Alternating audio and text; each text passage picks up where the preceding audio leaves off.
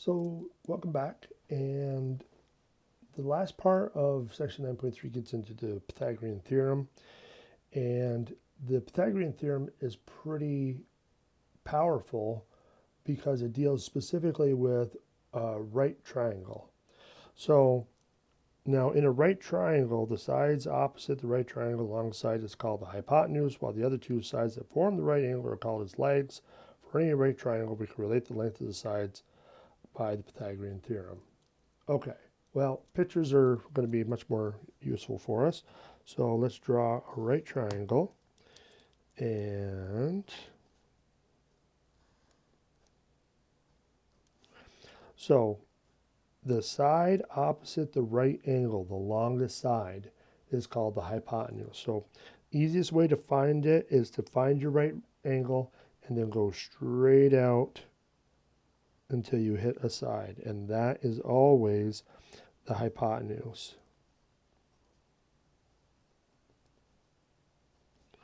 So that's the hypotenuse. And as far as making it easier to remember, it's called side C.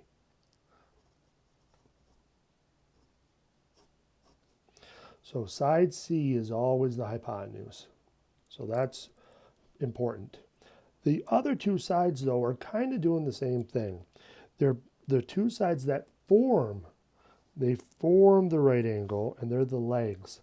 So we have a leg over here, we got a leg over here, and we can call this one side A, and this one side B, or vice versa. It doesn't matter.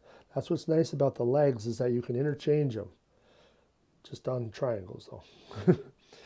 Okay, so now that we have a pretty good sense of what sides go where, now let's look at the Pythagorean theorem. So if the two legs of a right triangle have lengths A and B, which they do, and the hypotenuse has length C, which it does, then C squared equals A squared plus B squared. Now you can reverse the formula around. So if you wanted to say A squared plus B squared equals C squared, that is the same thing. So that will work as well. So either version is fine. I like to use this one as much as possible just because that's the standard, but it doesn't matter. Either one works. So let's try it out. How does it help us find missing sides? Well, so we can see the two sides that are given to us, A and B, and we're missing side C. All right, so let's plug all the numbers into the Pythagorean theorem. So we got C squared equals A squared, so 8 squared plus 15 squared. So that's step one. Just plug the numbers in for the letters, and now follow the order of operations. So the order of operations says you do what next? If we wanted to start simplifying this stuff down, what would you simplify first? Would you add, or would you take care of the exponents? And you better say exponents. So let's square those. So 8 times 8, which is 64. 15 times 15 is 225. And now if we add those, we get 289. So now the question is okay, I have some number that when I square it, I get 289. So what must that number be? How do I find it? Well, think back to the square roots. Remember those square roots that you didn't think you were ever going to use? Well, here's where they're useful. If we take the square root of 289, that will give us the value of C. So in this case, C is equal to 17. So that is how we can use it. Let's do a few more, and that'll wrap up this section. So now this problem here, they're giving us C, they're giving us B, but now we want to know what A is. So it's going to be a slightly different twist to this problem. So I'm going to put my 85 in for C. I don't know what A is, but I do know what B is. Okay. Well, same as before. We got to get rid of those squares first. So 85 times 85 is 72.25. And then 84 times 84, I'm not 100% sure on that one, so I better do it on the calculator.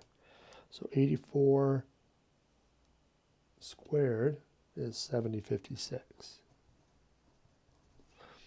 Okay. So now what do we do though? How do we get this solved for A? We want A all alone. Well, remember your algebra. If we want to move this to the other side, we can do so if we subtract it. So let's subtract 7056 from both sides. And so now when we subtract that, we're going to get 169. So now we got A squared equals 169. So A should be the square root of that, which is 13. Now you're probably saying, boy, are all the numbers going to be nice like this? I'm glad you asked, because they're not. So they will get cases where you're not going to get a nice number, but hopefully you're going to be able to round it or do something like that with the problem. So let's take a look at one of those. So let's imagine you're a carpenter building the floor of a rectangular room. What must the diagonal of the room measure if your floor is to be squared off properly, given the dimensions of the floor are 12 feet by 15 feet? Give your answer to the nearest inch. Well, let's draw a picture.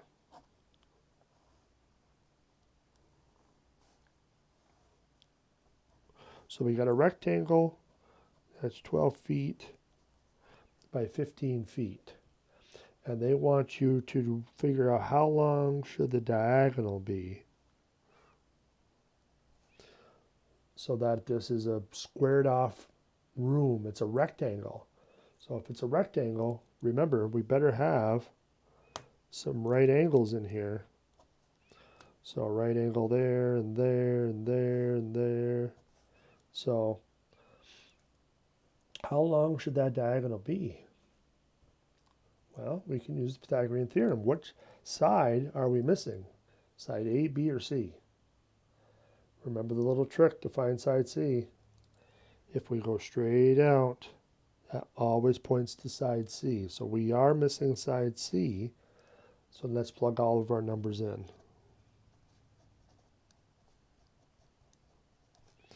So we got C squared equals 12 squared plus 15 squared. Now remember, A and B can be interchanged. So if you wanted A to be 15 and B to be 12, that's fine. You're still going to get the same result. So, but the big thing is those are the legs. So it doesn't matter what order you have them in. But side C is always by itself. So make sure you got that equal sign right after it.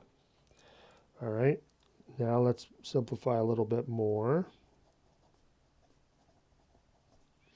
So we can square each of those numbers. And now let's add those up. So it looks like 369. Okay, so 369 is not a perfect square. But let's see what the calculator tells us about it. So if we wanted to take the square root of it, 369 and then square root, so 19.2093 blah, blah, blah, blah, blah. Okay, so 19.2093 blah, blah, blah. Okay, but now that's feet. So what do we do with that, right? Well, they do want it rounded to the nearest inch. So we know it's 19 feet and some amount of inches, but we got to figure out how many inches that is. Well, how many inches in a foot? Well, there's 12 inches in a foot, right? So if we wanted to change this decimal part into inches, all we have to do is multiply that by 12 inches in a foot. So if we take 0.2093 times it by 12, that's going to be the number of inches.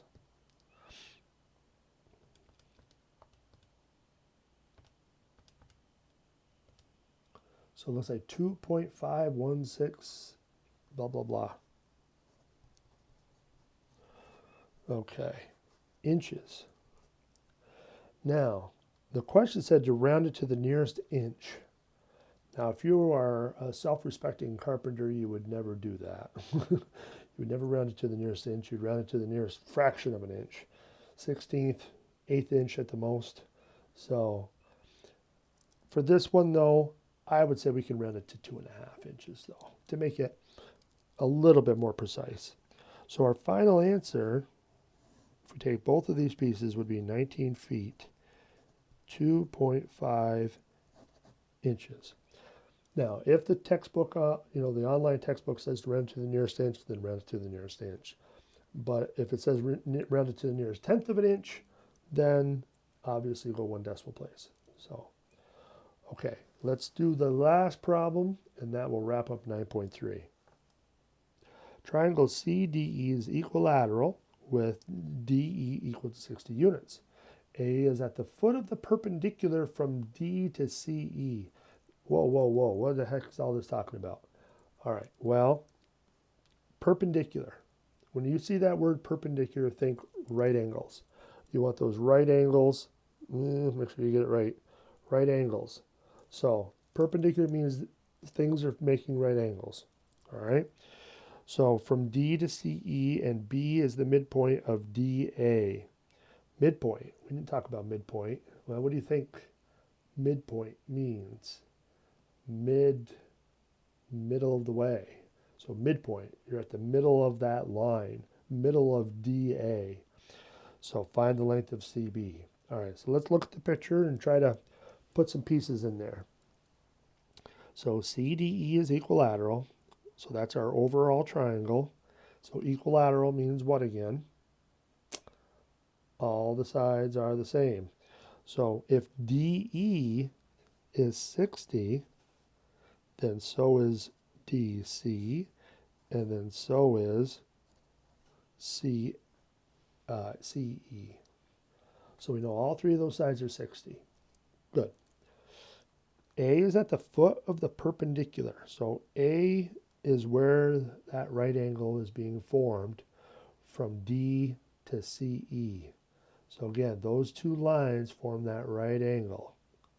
So if we had a right angle over here, then we also better have one over here too. So we got right angles on either side. Okay. B is the midpoint of DA. So if it's the midpoint, so that means that this segment up here and this segment below it has to be the same length. We don't know what it is, but we know they have to be the same length. So that's important too. Find the length of CB. So CB is this unknown. I'm going to call it X. So there's our unknown. So we want to find that piece. Ooh, boy. We got a lot of stuff going on, right? Well, we got some triangles. We got some right triangles in there. So ideally, if we could use the Pythagorean theorem somewhere, that would be helpful. But we need 2 of the 3 sides. Well, let's look at this overall big triangle here. Half of that equilateral triangle. We know this side here, but do we know any other of those sides of this half of a triangle? What about down here? We have this whole length is 60, and it's cut right there. What do you think about these 2 pieces here? You think they might be the same size? They'd have to be, right? Those are going to have to be the same size. So if this whole thing is 60, then that must mean this piece must be 30. Okay, so now we should be able to find out this whole length here from A to D, D to A, because we have a right triangle. Right? We got 60 here, we got 30 here, and we have this unknown whole side. So now, what letters do we know? Well, if we go straight out, remember that's our side C. So C must be 60. And so this is one of the legs. It doesn't matter which one we pick. Let's have it be B. And we'll make this one be A. So we got 60 squared equals a squared plus 30 squared. So if we square each of those, and now we got to get a by itself, so let's lose the 900. Subtract to get 2700 equals a. Now let's see what we get for a value, because we got to square root it, right? So 2700 square rooted 51.96. Well, let's make it easy on ourselves. Let's make it 52. Okay, I won't tell if you won't. So we'll call that 52. So now we know the length of this whole thing. A to D is 52. But remember, look at this little triangle down here. We don't know what x is. That's what we want. We know this is 30. So how long is this piece down here going to have to be? Yeah, it's going to have to be half of that, right? So this is going to have to be 26. So now we can use the Pythagorean theorem again. Yay! So we got to use the Pythagorean theorem, but now which side is x? Is that A, B, or C? Remember, straight out always points to side C. So that is our unknown, side C. So I'm gonna keep it x for now though. But remember, that's secretly side C. So we got 30 and we got half, which was the 26. So now we can square those values.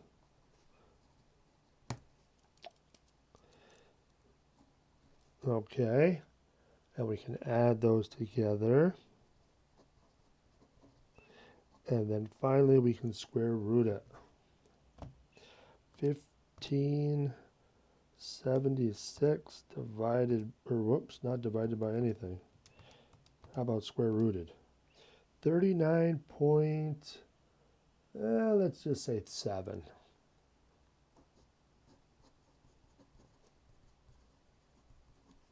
So 39.7 looks pretty darn good to me.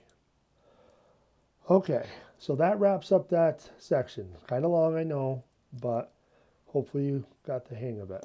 Alrighty, we'll see you one more section. Take care.